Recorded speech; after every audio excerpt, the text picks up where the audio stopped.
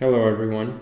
In today's video I wanted to analyze the game between Ecuador and Argentina, the game that was played as part of match day 18 in the Conmebol qualifiers. So let's jump into it.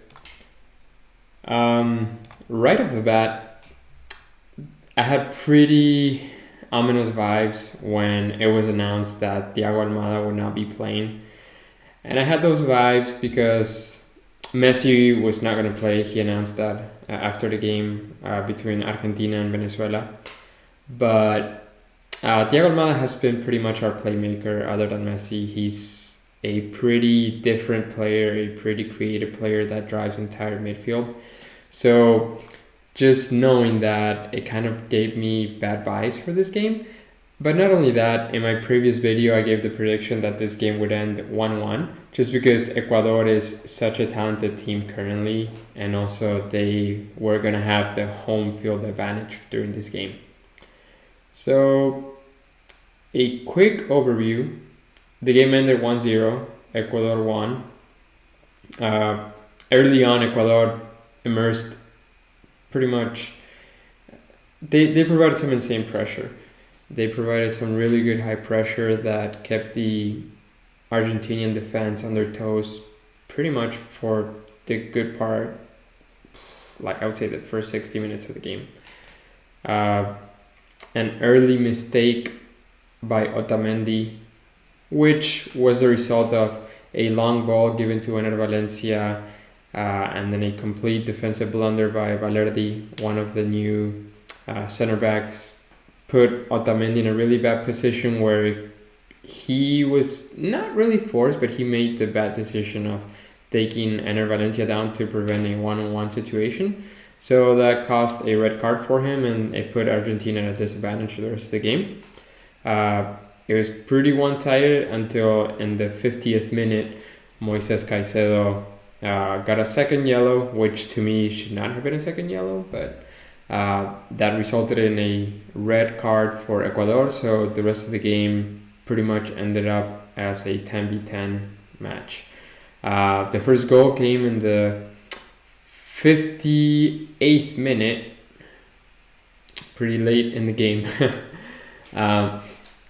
when Tagliafico pretty much had a really bad contact with Preciado, I believe. This led to, it was inside of the box, so this led to a VAR review, which resulted in a penalty, which Ener Valencia converted. But beyond that, I wanted to dive deep into Argentina's performance this game, starting with the defense. This game, to me, it really cemented that we need a new defensive line, especially our center backs. Scaloni proposed a 4-4-2. This shows a 4-2-3-1, but it was more of a 4-4-2 with Lautaro Martinez and Nico Gonzalez as forwards, and then a middle consisting of McAllister, Paredes, De Paul, and Simeone on the right side, and then these four defenders. But this game proved to me, and this is something that we all knew, that Otamendi and Valerdi are not really ideal for our schema, especially Otamendi. He's given the team a lot, but he's not the fastest player.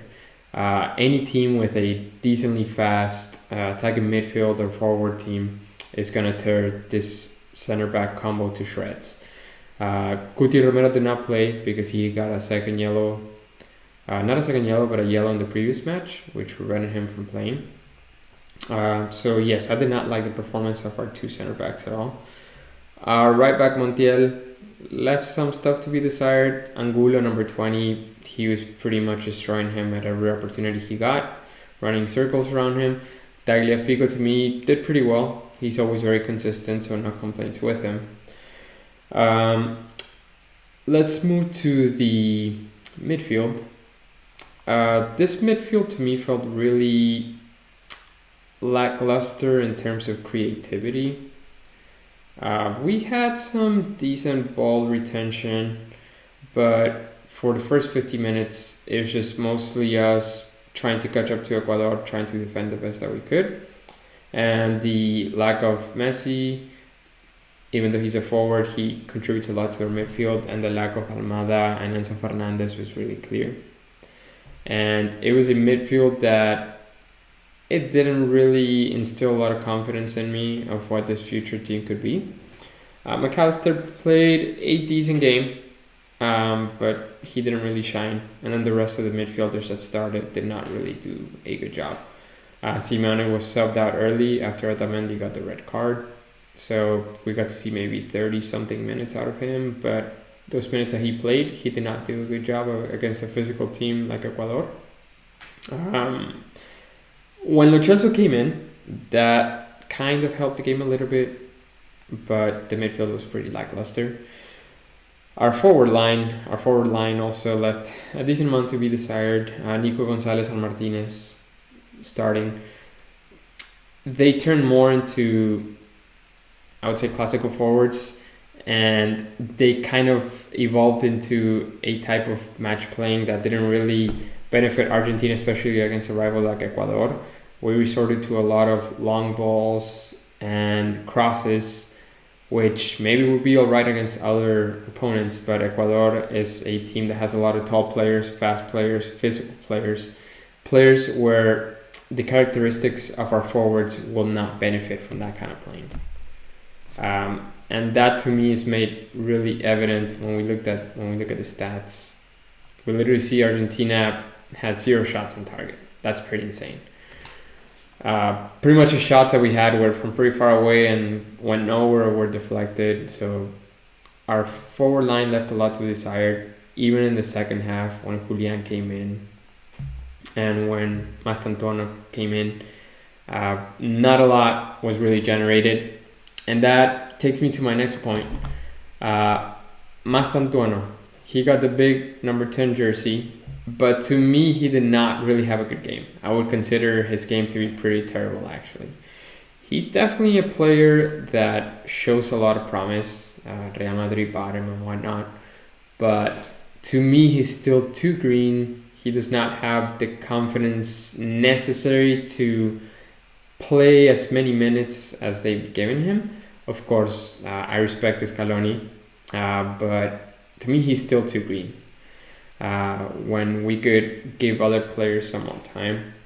And to me, that was made evident in this game. We went in front of a really tough opponent, and it showed to me that he's not quite ready to take that starting role or to be given those amount of minutes. There's better players that could take advantage of those minutes, in my opinion. So, yeah, some things to point out. Ecuador's defense is amazing. Pacho and Hincapié are great players. So is Franco. Honestly, this Ecuador team is really young, talented, and physically they're insanely good. I feel like they're gonna do really well in this World Cup. I had similar thoughts in the 2022 World Cup, and obviously I was disappointed. But I feel like in 2026, this Ecuador team is gonna do really good. So my key takeaways from this game is that this team is still pretty much Messi dependent when it comes to creativity. We're still very Messi dependent when it comes to creating chances, to scoring, to associating. And I say that knowing that we beat Brazil without Messi, but to me that's a completely different opponent. The Brazil that Argentina won 4-1 against is several levels below Ecuador, I would say. At least this present Ecuador. This present Ecuador is a really strong team. And the lack of midfield creativity was pretty evident to me. The other one is what I said in the beginning.